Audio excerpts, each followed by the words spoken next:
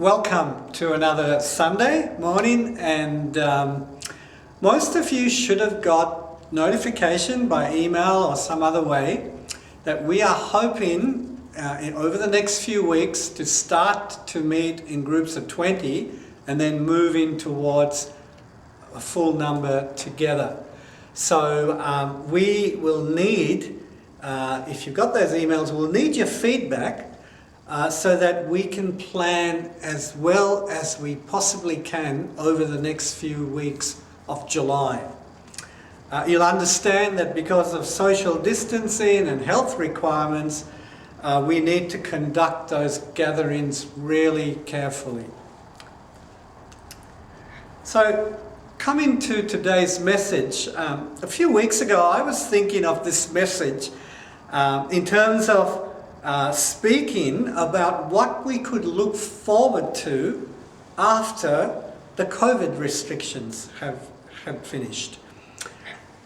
But I listened to a podcast, a conversation between Tim Costello and a bloke called Simon Smart. I think he's the director of the Bible Society. And there is a link in your order of service for today.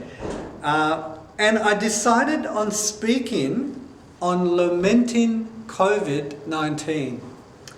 Because as that discussion reminded me, this has been a terrible time of grief, and the more I thought of it, I felt we have to acknowledge and name that before we can move on. Here are just some of the things that we're grieving over, but there would be many more than these. Nearly 500,000 people have lost their lives over the last 4 months. Many families have not been able to say goodbye, and that's been compounded when elderly family members passed away. Funeral numbers have been severely restricted, so proper farewells have been impossible. People have not been able to tell the stories that often happen at funerals as we celebrate people's lives. In fact, our friend Neil, that I'd mentioned a number of weeks ago, that a friend of ours who was just over 50 passed away a few months ago. And we were visiting her husband during the week, and even though they had these kind of short numbered, small numbered celebrations and at the burial and so on, they are planning to have a celebration next year because they feel that they still haven't got proper closure. That's one of the big issues of the restrictions. People have died alone, which is tragic. Jobs have been lost. Money has been lost. And then the restrictions themselves have caused other kinds of grief. We missed out on seeing family and friends. Grandparents and grandchildren have been kept apart. In some cases, people from the same household have been separated for a fair bit of time. Relationships have broken up. Healthy habits like exercise have been curbed. Leisure and entertainment has stopped. We can't go to the football. I was hoping that this year I could get to about 3 or 4 matches. Well, I'm not sure about what my chances are. Travel opportunities have been curbed. And people celebrating those big events of life like marriage have had to hold off their wedding time or have been restricted in the way they want to do that. And then there's some very personal sort of grief in very individual situations. For instance, listening to Tim Costello, he was the director of World Vision, and he said, I can't go and help others. He's used to going all over the world in disasters and helping and so on, and he says, I've got to stay home because I'm a risk to others now. And so he sort of mentioned that it affects our sense of identity. It affects us deeply. Another person mentioned that his daughter was doing year 12. And there's, that's a significant year if you've been to school, all through that time. And there are these markers, like, there's a formal and there's other things you do in that year, but they are also either cancelled or it's not possible to do them. So there's grief on so many levels. So as much as we would say that COVID-19 has had its good points, the losses have been substantial, and in some cases unbearable and even devastating. So where is God in all this? Does he care? Does he give us answers or insights into how we can cope with such circumstances or emotions? And is there any hope? Is there a way through all this? Is there light at the end of the tunnel? The Bible has lots of stories of God's people facing disasters which led to grief. Our spiritual ancestors were slaves in Egypt for over 400 years. From the Gospels, we know that when Jesus was a toddler, King Herod slaughtered all the baby boys under 2 years old in fear of his rival. He was trying to get rid of Jesus.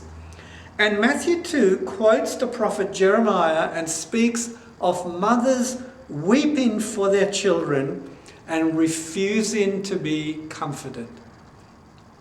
Strewn across the Old Testament are personal stories of tragedy and grief. The whole book of Job and many of the Psalms, like Psalm 42, give us insights into what it's like. The scriptures are full of a style of writing that are called laments, and the most expansive form of that, in one place, is the book of Lamentations. This book provides some beautiful insights into how we deal with grief, which I believe is applicable to how COVID has touched many of us. So here's the background story in brief. Israel was a pretty small nation surrounded by some very big players. It's a bit comparable to Australia in terms of our population. In terms of our population, there are some really big players on the world scene. People like China, the US, Russia, and Germany, and so on. Australia is just a little bit insignificant in light of those countries. For Israel, it was Assyria. Now, at the time of the exile, it was Babylon, and later the Persians, who would be the big superpowers of the time. So Israel had to be smart about how it operated on the world scene, and the leaders who were godly, like Jeremiah and Ezekiel, and even some of the godly priests, were trying to help the people put God first in their personal lives and their community life. Worship God only. Don't get drawn into the gods of other nations. Keep God's laws. Act with integrity in personal relationships and with justice towards each other and those who haven't a voice where it counts. Unfortunately, things fell apart. The people took their eyes off God, and the powerful Babylonians over a period of time attacked Jerusalem and took many of its people back to Babylon. Because the Babylonians were ruthless, and also due to stubborn but misplaced resistance among some of Israel's leaders, horrible things happened. And you can read about that in 2 Kings chapter 25. The book of Lamentations was a way of reflecting on those devastating experiences. Israel's failure before God and her guilt, her defeat and humiliation at the hands of the Babylonians, the desperate reaction to crises like famine. People at times were eating their children, seeing their leaders and priests slaughtered, sometimes cruelly. families experiencing death and separation, being wrenched away from their homeland, being foreigners and slaves in a strange land. In the order of service and the readings before the message, you would have got a bit of an idea of some of the experiences of grief in those passages in Lamentation. But as always, if you really want to appreciate the book, read it all. It's only 5 chapters. But here are some things about loss, grief and suffering that book deals with. Lamentations is full of expressions like this in chapter 1 verse 11. Her people groan as they search for bread. They have sold their treasure for food to stay alive. The feelings described in Lamentations are tied to history, to specific events. The attack on Jerusalem in 587 BC. Something happened and it triggered consequences. One of those was that they ran out of food and they were grieving about it. You know, sometimes I wake up in the morning and I think, why is my shoulder so sore? And then I sort of think about it and I think, oh yeah, the day before yesterday or yesterday, I was trimming my hedge with the hedge trimmer, which is a bit awkward, and that's where the pain came from. Now, my pain is no less for knowing that, but at least I'm relieved because I have located my pain. And when we grieve, it helps us to know what the trigger was. So when grief leads to anger or feeling sad or feeling useless, we know that those feelings don't exist on themselves, by themselves. They're based on something that happened. And people like Eugene Peterson, the author of the message, would say that it's quite deliberate that the Bible relates the history of the exile, the history in 2 Kings chapter 25, but also the feelings of what that was like in Lamentations. Feelings removed from history will not help recovery, but feelings do need to be expressed. Another aspect of grief is to name it. Like chapter 3, verses 7 and 8, where he says, "He has walled me in and I cannot escape. He has bound me in heavy chains, and though I cry and shout, he has shut out my prayers." Eugene Peterson says, putting a name to pain is a first step in recovery from it. It gives a handle to the suffering so that it can be grasped and handed over to God. The most painful part of our grief because of COVID is not seeing our family overseas. Because as the year 2020 turned over, we were very excited that sometime, possibly around September this year, we would be seeing Catherine and her family. And then we heard only a month or two later that she was pregnant again, so it was going to be a double bonus. We would see both our 2 grandchildren at the time. But of course, COVID has put an end to that, and we don't even know when next year we'll be able to go and see them. We've had to name that grief. We've had to speak it out. We've had to talk to each other, and we've had many conversations about that, and also with God about that. Whether we are the grieving person or whether we're trying to support someone who is grieving, it's important to listen and to be listened to. Because eventually that can lead us to gradually recognize and touch and clarify our thinking and our feelings. Here's where I've done the best that I could. Here's where I need to admit some guilt, to take some responsibility.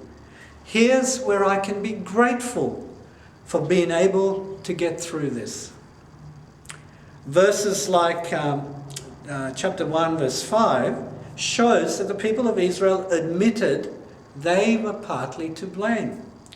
It says, "For the Lord has punished Jerusalem for her many sins."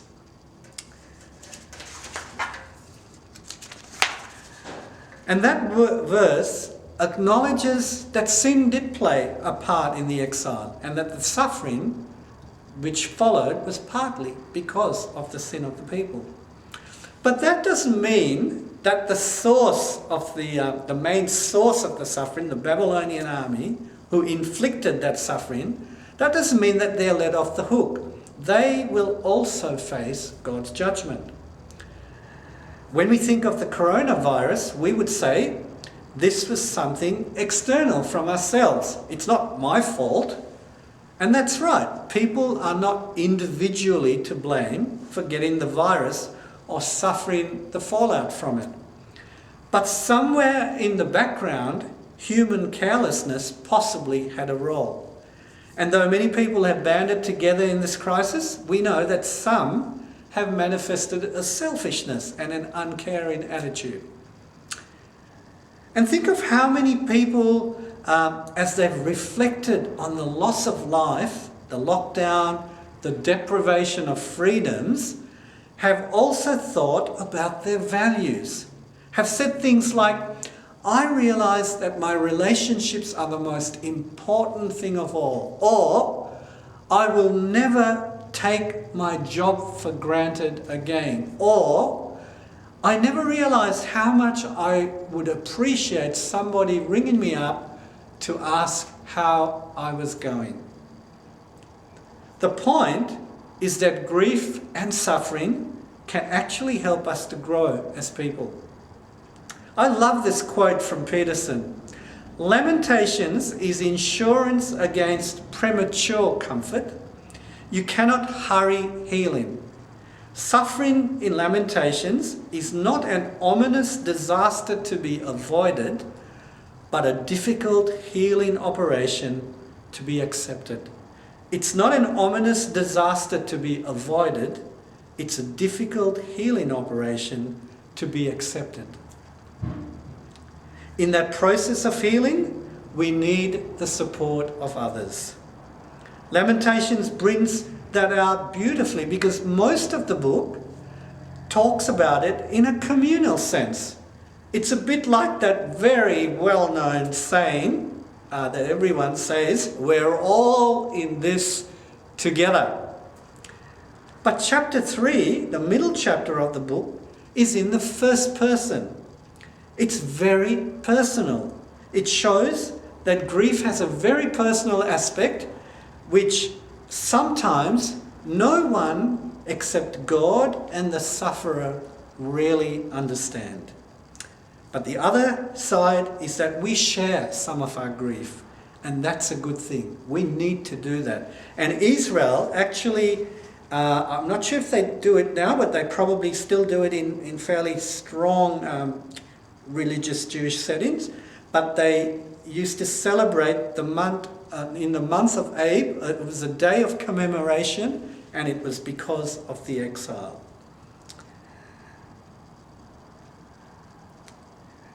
So as I draw to a close, here's a really interesting feature of the book of Lamentations. Chapters 1 and 2, and also chapters 4 and 5, all have 22 verses. Did you notice that? These are the 22 verses in the Hebrew alphabet. It's what's called an acrostic, where each line starts with a letter of the alphabet. And that tells us a few things, and we can't go into all of that.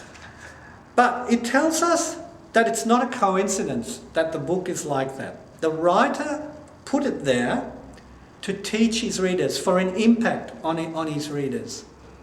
And some people would say, and there would be different ways of interpreting what that means, but some people would say it could mean that Israel has sinned from A to Z. Like if we were translating that into our English alphabet, we would say A to Z. Israel has sinned from A to Z. But it could also mean that suffering is a process. Grief is a process. You have to go from A to Z. You can't just skip a whole lot of steps and expect that you'll be okay. But here's the really great thing about that. You do get to Z. It does end. Grief is not forever. Our daughter Catherine went through a long period of depression in her high school years, and she would know that she's permitted me to say this. One of the things that she clung through in that pretty dark time was the promise of Psalm 30 verse 5, which says this: "Weeping may last through the night, but joy comes with the morning." Weeping may last through the night, but joy comes with the morning. Grief has an end. Suffering has an end. In that very personal chapter 3 of Lamentations, it's part of what you would have read in your order of service.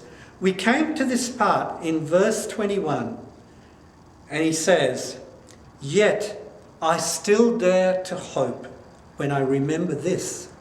The faithful love of the Lord never ends. His mercies never cease. Great is his faithfulness. His mercies begin afresh every morning." Grief is not final.